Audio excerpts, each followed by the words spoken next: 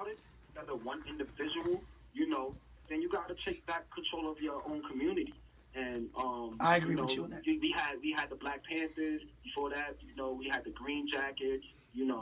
And they was effective. They got into the politics. And they was in standing for nothing. We had Malcolm X. We had Martin Luther King. We had these guys that actually set roles and examples, and we didn't take up from that from where they left off. We didn't pick off and dream better for what they was actually trying to accomplish. So in your opinion, how do one person take back their whole community? The same way Malcolm X did it, the same way Martin Luther King did it. How? You yourself have to get involved in the communities and recruit, and you have to teach these people. See, you can't keep them in school like with the school teaching. You have to actually, get these kids artifacts and take them to different countries to get, expand their mind besides what's in the hood. Right.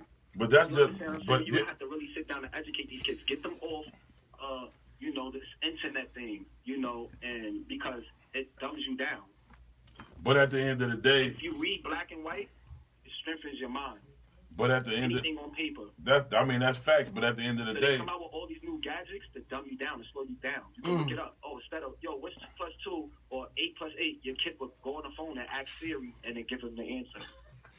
Yeah, that's true. Yo, that's true. That's true though. But that's true. But that's still not really answering what I'm saying. Like my question is, that's one person that might gravitate to what you just said. What about all these other families that still like, well, we hear you. That's the same difference between somebody with the COVID-19. You got some people that's smart enough to watch it fall off on everybody else and be like, yo, what? I'm going to take this serious. Then you got other people that's like, oh, man, because it ain't happened to them or nobody in their family. Right. You say your name was Ben what? So now with COVID, let me tell you something mentally with that. So with COVID, people is like here because I can't see it. You understand what I'm saying? So that's like a mental thing with that. You know what I mean? And we're talking about violence, like something that we're actually seeing, that we can defend.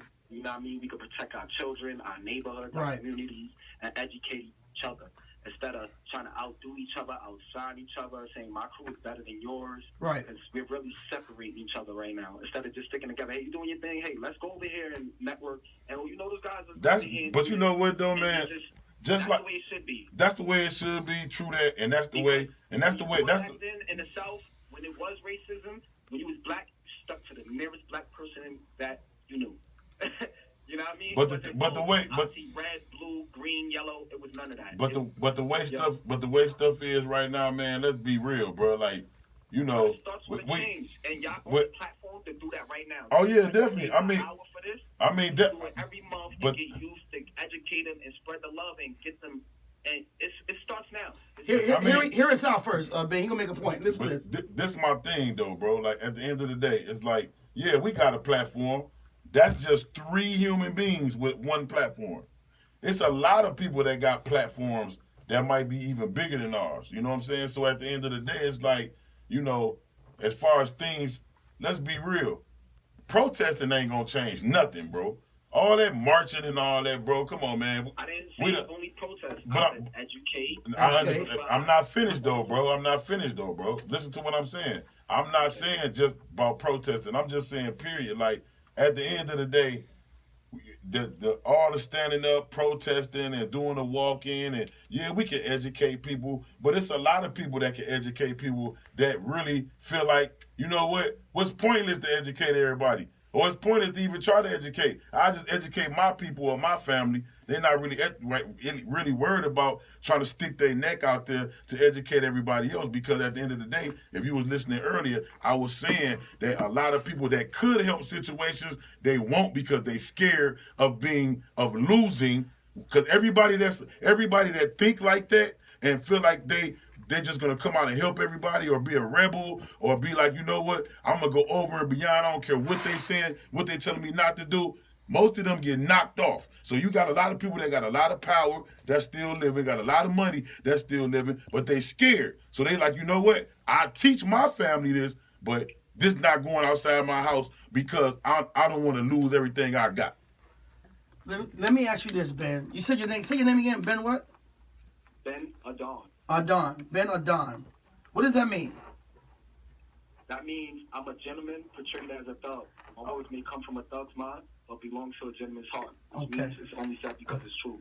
Let me ask you this, Ben Adon. You mentioned some very effective. You mentioned some very important information. You said that it starts in the community. You said taking back your community, taking back your neighborhood. You said that correct?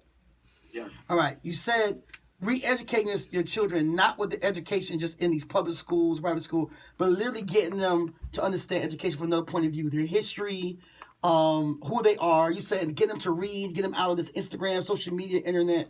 You said stuff like that, right? Yes. And you agree with that, right? Yes. Would you agree in fighting? Yes. All right. So you have no issue with fighting and taking a stand physically against any group or people who seem to try to destroy you as a person or you or as your family or people. I don't have no problem fighting. That's what I just want to hear from you. That's all I want to hear. And that's what the young men were saying. And I understand what you were saying. As a people, as minorities, we're survivors. We've been fighting our whole life. We've been fighting before we was even born. You know what I mean? Fight who? I'm not talking about that kind of fighting. Let's be very clear. I'm talking about the fighting that America did after 9/11 when they actually bombed the World Trade Centers. Right. And they mobilized physically and took war against people that actually attacked them. The kind of fighting I'm talking about is when David Koresh in Waco, Texas, was supposedly being thought of stockpiling weapons and having a cult. They went in and burned those people and attacked them. That's the kind of fight I'm talking about. That's what America has done. They fought. They were not afraid to take up arms. I'm talking about the fighting that you see in Michigan, where you see right now Caucasian men who arm themselves with AR-15s and guns and walk in and say, I have a right to open my business, and they have a gun strapped to them saying, you're going to let me work and live, or I'm going to do whatever I mean. That's the kind of fighting. Do you think that blacks should do something like that, or should we stay away from stuff like that because it's dangerous? No, blacks should always fight for what they believe in, always take a stand, whether you're black, white, green, blue, like, you know. Okay, so you contradicting yourself now because that's what the boys were saying. That's exactly what we were saying. That's exactly what we were talking about. We wasn't talking about, you know what I'm saying, the kind of, I'm going to throw my life away. Like, come on, man, let's be real. At the end of the day, it makes no sense for me to be on the radio if I'm not going to be real. Can't nobody come tell me that you're not going to react. Thanks, man. Take care, man. Can't nobody tell you that you're not going to be real about certain situations or how you're going to react to something when something happens directly to you. Right. You're not going to tell me if somebody run up on my mama and papa, I'm not finna go to war with you? Right now, I got to. There's young people like this in gangs. Yeah. And if